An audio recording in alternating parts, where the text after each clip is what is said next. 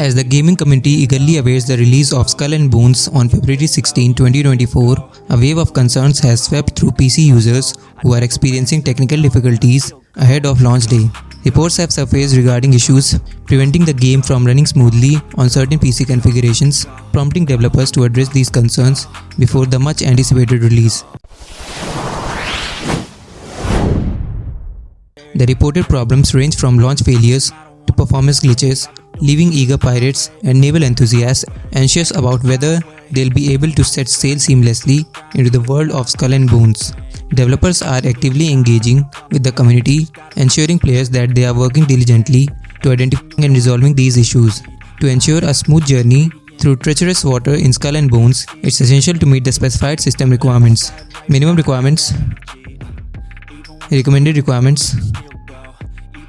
As launch day approaches, it's essential for players to ensure that their PCs meet these requirements to avoid potential obstacles when embarking on their pirate adventures.